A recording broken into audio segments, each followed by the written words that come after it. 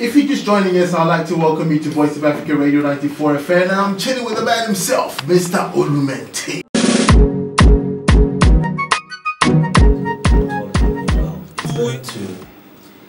It's better late than never. Absolutely. Exactly, and you never get the second chance to make a first impression.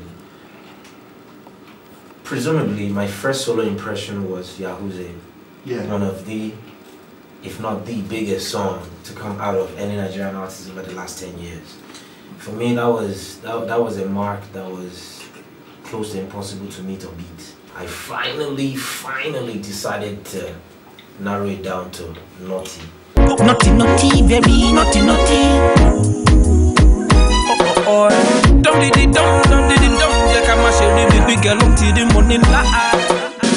Naughty, naughty, very naughty, naughty. Number one, the genre is reggae. I've never, ever attempted or touched anything reggae. Yes. You know, and by so doing, and by virtue, viewing people's responses so far, I would say it's fair enough to say I made a very good decision, a right decision, because the unique thing about Nawti as a song is you can't compare it to Yahooze. They're two different songs. Yahooze it was a monster hit. It stands in a world of its own. But Nawti in itself, Nawti is what now? A couple of weeks old. The attention that is drawing to itself already, with no question, is telling us that it also, as a song, has the tendency of doing as well or even better than Yahooze as a song. So at the end of the day, my formula worked.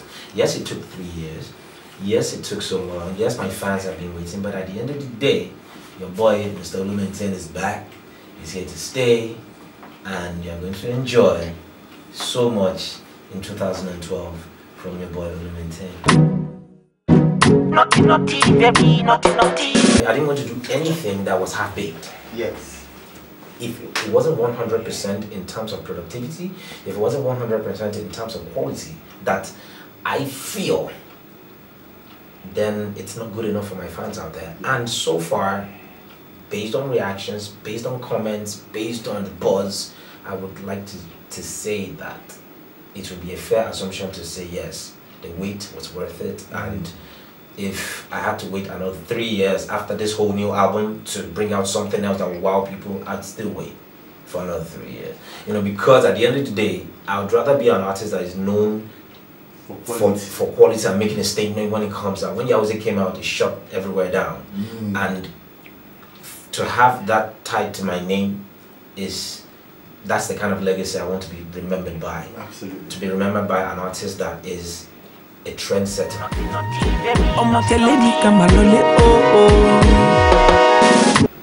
I was just overwhelmed because when I was approaching the protest grounds, there were thousands of people. There were over 60,000 people. So I didn't go with no bodyguards or nothing. I just went with a few of my younger ones at home. I was mobbed. I was mobbed out of love. They didn't mob me because they were attacking me. Sure. They were mobbing me because they were shocked to see me after a while. So I'm like, oh wow, this brand still has so much star power on the streets. So it was me being overwhelmed that when I got on stage, I was like, we're all here because we're trying to tell our government that so many things are going on in this country that we don't feel that the people of Nigeria are being represented well. You understand? There's a break in communication between the government and the people. And addressing that, I now address my fans like, look, when I was coming, everybody was trying to get a piece of me. You don't even have to struggle to get a piece of me because I belong to you. Because without you, there's no me in the first place. And everything, all I wear, all the blings, all the diamonds, everything belongs to you. And I was taking it out one by one. They thought it was a joke. Okay. You understand? I threw out, my bracelet, everything. Because 14 years ago, 15 years ago, I was nothing. I was a common man on the streets. Yes. And I could have been in that protest, being a nobody. But because thousands and millions of people collectively championed my name and chorused my song, I am who I am today. So their voice that cannot be heard individually can be heard through me. So I'm like a vessel that they use to pass message across to people. So you're the voice of the voiceless. Exactly. Like Baja. Exactly. So being that, having that, carrying that weight on my shoulder as a responsibility, I felt it's an obligation for me to demonstrate that I still represent them. I'm still one of them. And with or without the blings, with or without the fame, with or without all the money, Olu maintain would still stand and represent the people. Absolutely. And I demonstrated that by showing that now all this means nothing without being an ambassador to them, or representing them. And that's why I gave it all away. Yeah, oh boy, I like your watch. Does that mean you're going to leave that behind?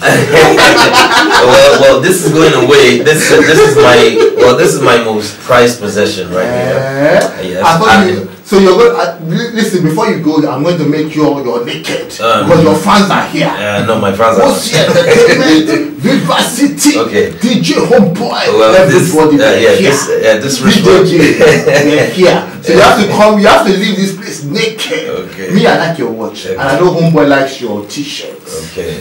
Yeah. Okay. Yeah. Well, this wristwatch is one of my most prized possessions, but like I said, I'm a man of my words, you know. So you're gonna leave your wristwatch, right? No, not here, not here. But I'm going to give it away in my first major concert. I mean, I've not had a major concert performance in about 3 years. 3 years. So my first major concert, I'm giving this wristwatch away. It's valued at about it's thousands and thousands of dollars. Pretty, very naughty, baby, take a booty.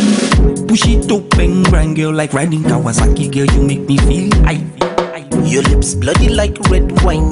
Oh my body going tonya. Team Nawti is a movement. Team Nawti is the future. Team Nawti is an empowerment. Team Nawti is going to be global. Team Nawti is already spreading everywhere. There's already Team Nawti Nigeria, there's Team Nawti USA, there's Team Nawti UK, you know. So Team Nawti, like I said, I mean, Nawti in itself is an acronym for Natural African Woman, Totally Inspiring, you know, which in itself, I feel as a man, it's my obligation to celebrate my woman, because without a woman, none of us would be here today. Yes. You know, and the word natural in itself is defining the inception of a woman. You know, not her skin tone or hairdo or makeup or anything. You know, I mean, contrary to some of the myopic and naive comments that I've seen on YouTube. You know, so Team Nawti, well, best defined is an organization, a movement that stands to represent, that stands to glorify the essence of woman, the sexiness of woman, and the beauty of woman, which is what the video shed light on. If you sat down to watch the video very well, there was nothing in the video that was derogatory to a woman's image. Everything in the video pointed to one fact: women are beautiful, women are sexy, women have essence, women have pride, women are just the beautiful things in life, and no man can or should do without a woman.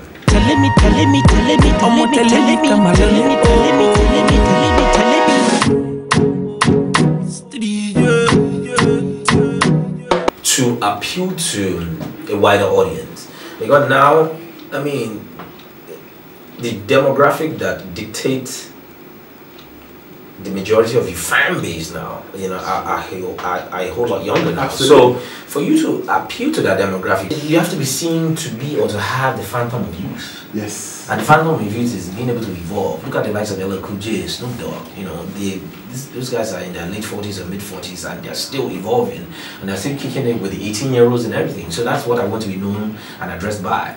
You know, I mean, now I've lost weight, everything is all tip-top shape, my dress code has changed and everything. So I don't want to be seen to be intimidating. I don't want to be seen like a father figure. I'd rather be seen as a mate rather than a bros. I laugh a lot. Yeah. Any man's ice creeping all over down like Idokolo Andy. Omoge unto fishy body. Personality. If you had to choose, if you had to choose an artist to be on a remix of Nawti, considering that the genre is reggae, who would you choose from the following? Oof. Number 1, Sean Paul. Number 2, Movado. Number 3, Damian Marley. Yeah. Number 4, Egyptian. So shit. And number 5, of course, Africa #1, Too fizzy, Libya. Ah! Exactly.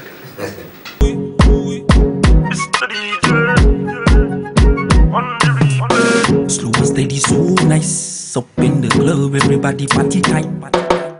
No wishy, see, pretty. Very naughty. Baby, take a booty. Push it up and grind, girl, like riding Kawasaki. Girl, you make me feel high. Your lips bloody like red wine. Oh, my body going tonya. Gangsta whining, radical beauty. Follow me, go. Naughty, very naughty. Oh. Don't did it.